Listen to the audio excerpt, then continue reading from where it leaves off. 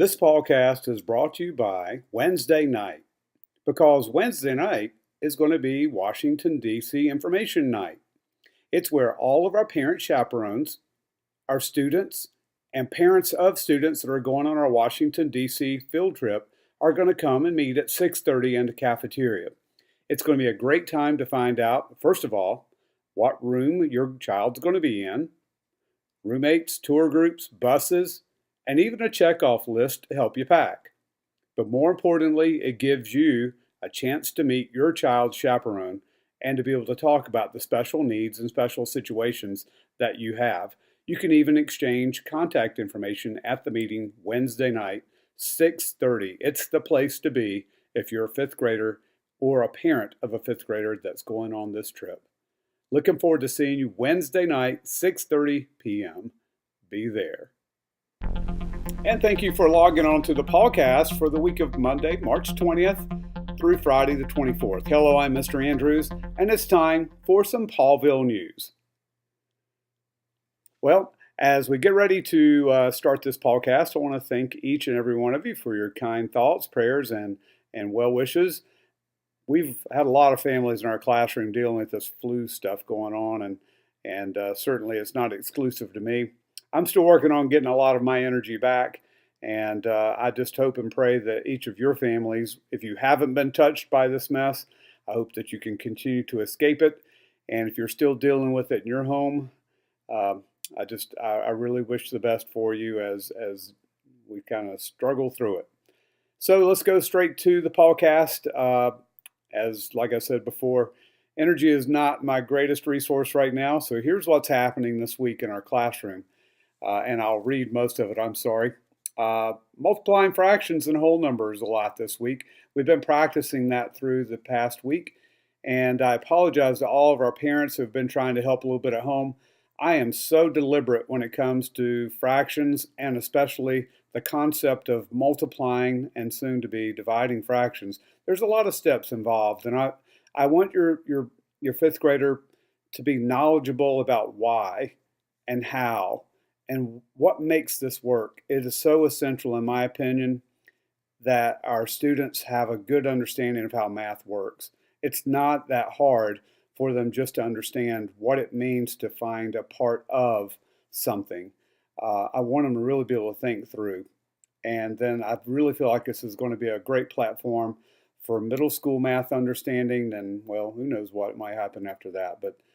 But I'm really hoping that parents who want to kind of help by showing the rule or the algorithm, that you'll really try to withhold that as much as possible. Yes, there is a simpler rule and way.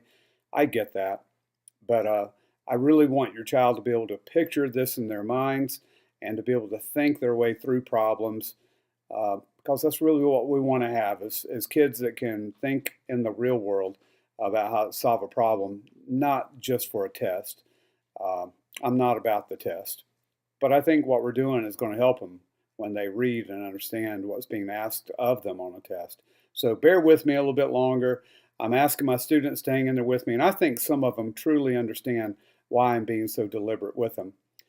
All that said, we do have a couple of quizzes that we're going to have this week in math as we continue finding fractions of fractions and fractions of whole numbers.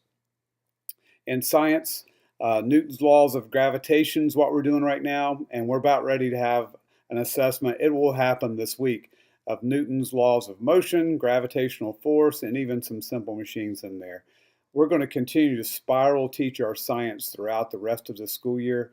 It is essential for our kids to continue to think weather and climate, ecosystems, body systems, as well as the forces in motion. So we're going to continue to always have these conversations in class throughout the school year because not a single one of them builds on another. And so I want our kids to have just a general working knowledge and a good understanding of the vocabulary in science. That's our goal anyway. In social studies, we're trying to finish up our pre-trip discussions for Washington, D.C. And this week we're going to be talking a lot about our metro ride, the museum, and Monticello. In ELA, we're doing something so cool. We're writing to our future selves, and we're doing this as a way of practicing narrative writing.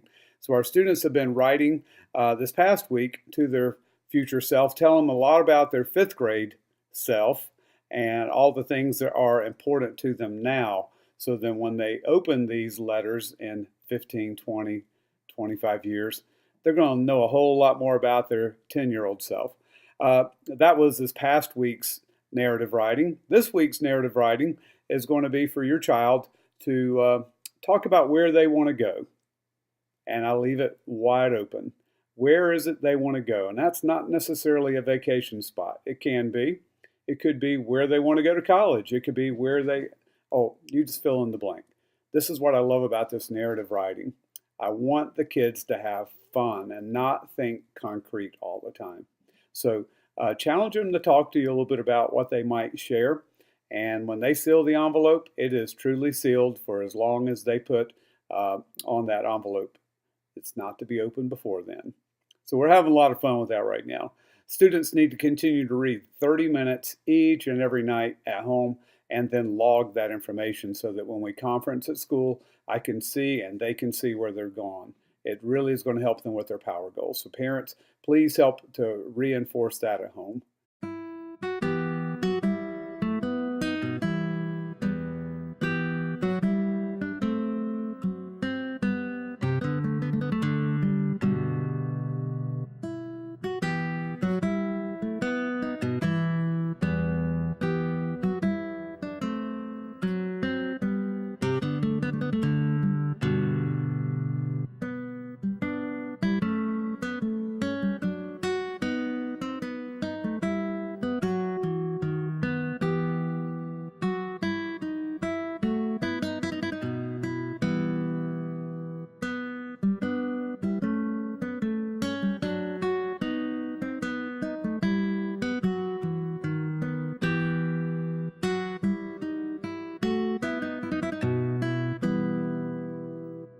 Where is Mr. Andrews? He's in the U.S. He's at a capital. Oh, which one will we learn about this week? So where in the United States is Mr. Andrews? Well, this week I've been to this state, but I did not take a picture of the state capital, Idaho, Boise, Idaho. Love that city. And I just remember when I was there, we saw it. Well, it's in the Rocky Mountain chain, but really just a lot of brown grass everywhere you looked around. So Idaho is very dry. I know that. I want you to come up with 4 other facts about Idaho that's very specific to Idaho and that would let a person know that this is a fact about the great state of Idaho. Look forward to reading about your facts that you come up with. And when you do so, please make sure you have your name on your paper. And I'd love to have your mom and dad's signature on there too. That lets me know, please, that your mom and dad are also listening to the PawCast. Where is Mr. Andrews? He's in the U.S. He's at a capital. Oh, which one will we learn about this week? Let's all have a great week together, and let's all get the big paw.